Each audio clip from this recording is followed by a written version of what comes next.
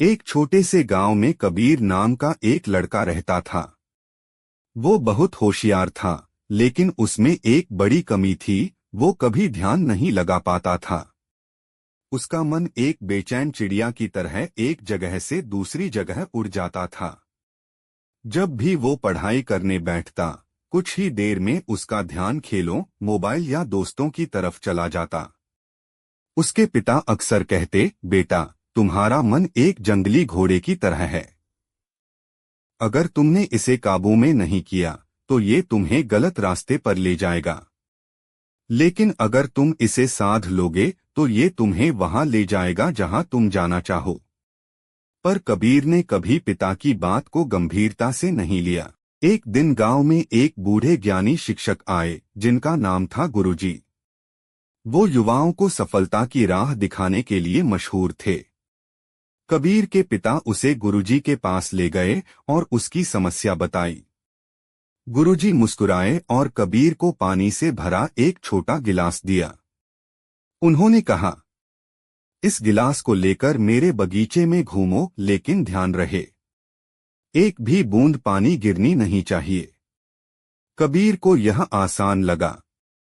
वो चलने लगा, लेकिन रास्ते में पक्षी चहक रहे थे, पत्ते सरसराहट कर रहे थे और बच्चे खेलते हुए हंस रहे थे। हर बार जब कबीर इधर उधर देखने लगा, गिलास से पानी छलक गया। जब वो लौटा, आधा गिलास खाली हो चुका था। गुरुजी ने पूछा, इतना पानी क्यों गिरा दिया? कबीर बोला, गुरुजी, मेरा ध्यान भटक गया था। गुरुजी ने कहा, यह गिलास तुम्हारे लक्ष्य की तरह है और पानी तुम्हारा ध्यान है।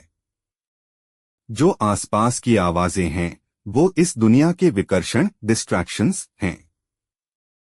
अगर तुमने अपने मन को अनुशासित, डिसिप्लिन नहीं किया तो तुम अपना सारा ध्यान और ऊर्जा यूं ही खो दोगे।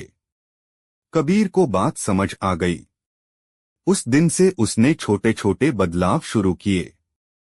वो रोज एक ही समय पर उठने लगा, मोबाइल का इस्तेमाल कम किया और जो भी काम करता उसमें पूरा ध्यान लगाता।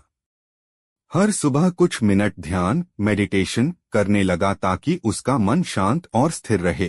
शुरुआत में मुश्किल था, मन बार बार भटकता, लेकिन कबीर हर बार उसे वापस काम पर लाता। दिन हफ्तों में बदले और धीरे धीरे कबीर में बदलाव दिखने लगा। उसकी याददाश्त बेहतर हुई, अंक, ग्रेड्स बढ़े।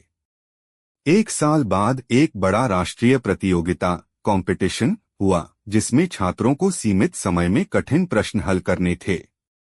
कबीर ने हिस्सा लिया। जब सभी छात्र घबरा रहे थे, कबीर शांत रहा। उसने एक एक सवाल पर ध्यान लगाया, बिल्कुल वैसे ही जैसे उसने गिलास के पानी पर ध्यान लगाया था। परिणाम आए तो कबीर विजेता घोषित हुआ।